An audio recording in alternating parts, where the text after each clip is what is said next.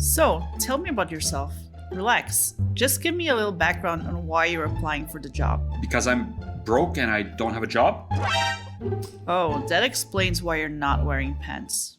Okay, so hopefully your interviews don't go that badly, but you'll be surprised how many strong job applicants nuke their chances of getting a good job by screwing up the first few minutes of the interview. That might be because you haven't prepared, you haven't researched the company, and you haven't thought about basic questions like tell me about yourself. In this video, I'll be covering everything that recruiters wish that you knew before you got into the interview. We'll start on how to answer the icebreaker questions, and we'll end with a great tip that will definitely help you get hired. So first off is a dreaded tell me about yourself question. 99% of interviews will have some sort of variation of this question, and you should be prepared to give a short and concise answer. A great answer can be broken down into 4 parts. 1. Executive summary. 1 opening sentence that summarizes who you are. If the interviewer only hears that sentence, it should be enough for them to place you in their minds. Present.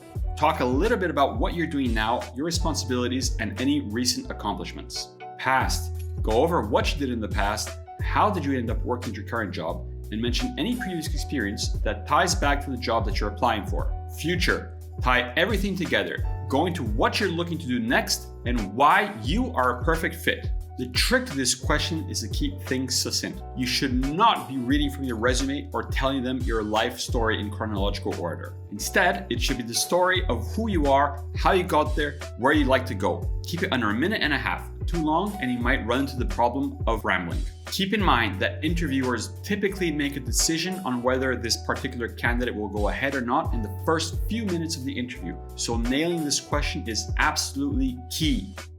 After getting past the first question, the rest comes down to how prepared you are. But remember, you are the expert on yourself. So come ready to answer anything that was on your resume or cover letter. Be confident. Making it to the interviews is already a huge accomplishment. And remember, you are the expert here. The interviewer is interested in your past, what you want to know, if you're right for the job. So have confidence that you have what it takes. Otherwise, you wouldn't have made it to this stage. Especially with questions about yourself, every answer you give should be firm and express your excitement.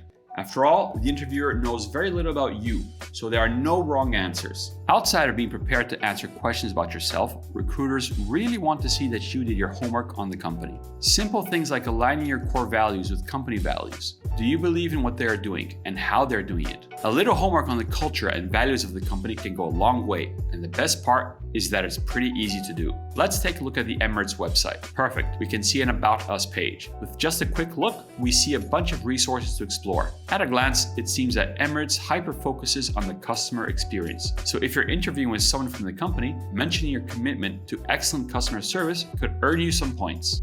By the way, if you think you've gotten some value from this video so far, please consider liking and subscribing. And check out tryvoomer.com, where you can practice some questions for thousands of different companies and get AI-powered feedback on your interview practice so you can quickly improve and land that dream job.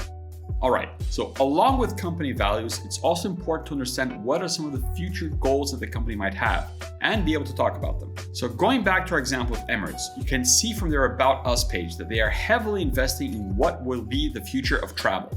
Exploring these resources will help you better understand what they are trying to achieve in the long term, and also gives you interesting questions to ask back to the interviewer.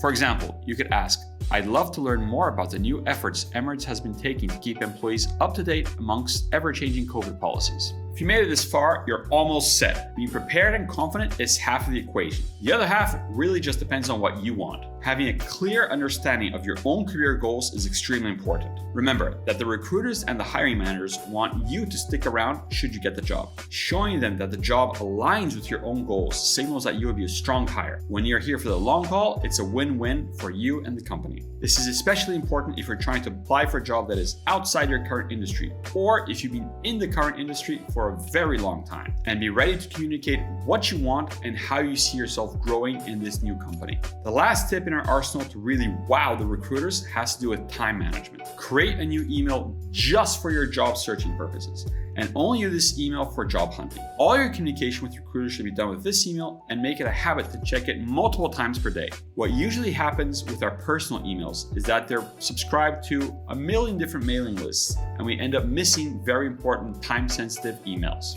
You have to remember that recruiters are probably talking to a bunch of different candidates at once, all the while trying their best to schedule interviews with hiring managers who work full-time jobs. They definitely prioritize candidates that are quick to respond and easy to schedule. This alone will put you in an advantage versus the other candidates, and it's something that you can implement right now, today. It's also helpful not to have to search through a bunch of spam for that one important email. And remember, at the end of the day, the recruiter's job is not to tear you down. The recruiter wants to fill a job, and if you are the right person, they are happy to move you along as quick as possible. So be confident about your job prospects. And the best way to boost your confidence is with practice. So to practice for an interview, head over to tryvoomer.com where you can practice some questions for thousands of different companies and get AI-powered feedback on all your interview prep. If you have any questions you'd like me to cover, please let me know in the comments. I usually get back to them within one day. And as always, good luck with your interview.